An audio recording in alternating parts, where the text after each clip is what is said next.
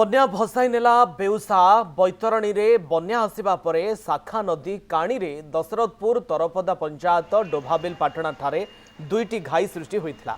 एथिरे निकटस्थ अहियास बजार व्यापक क्षति घटिछि। अहियास बजार प्राय 300 रु अधिक दुकान मध्यरे बन्या जल पशि जिबारु लक्ष लक्ष टंकार सामग्री नष्ट होई जाइथिबा व्यवसायी माने कहिसंती। 3 दिन धरी दुकान प्राय 4 फुट बुड़ी रहिथिबारु सही उच्चतारे थिबा समस्त सामग्री नष्ट होई जाइथिबा देखिबाकू मिलिछि। जहाकू सफा करुथिबा व्यवसायी माने देखिबाकू मिलिछि। साड़ी राशन सामग्री मिठा जलखिया पूजा सामग्री cement cycle stationery steel silver लुहा कंटा औषध पान आदि व्यवसायी दुकान लक्षाधिक टंकार सामग्री नष्ट होइछि।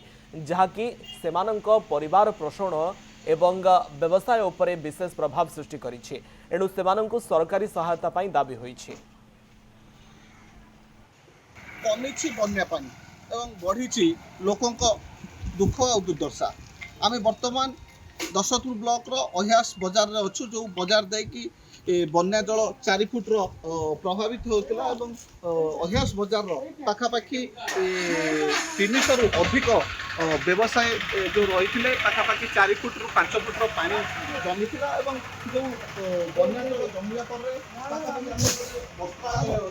पाखापाखि जहाँ कहते 20 लक्ष रु अधिक टंकार सामग्री भिजी जा नष्ट हो जाए।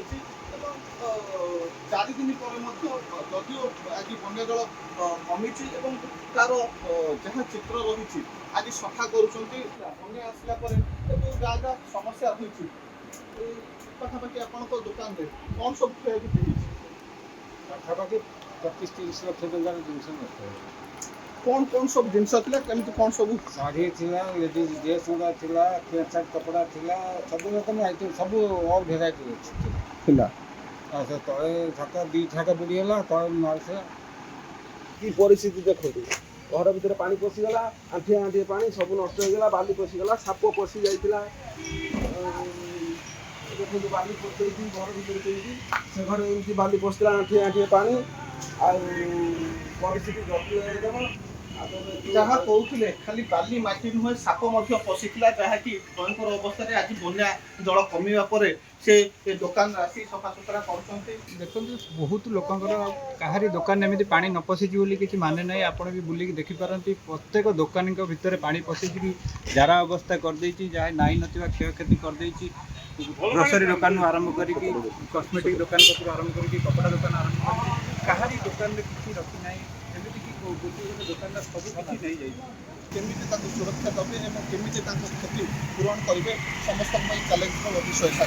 जाजपुर जिला दशरथपुर चंद्रशेखर साहू रिपोर्ट कनक।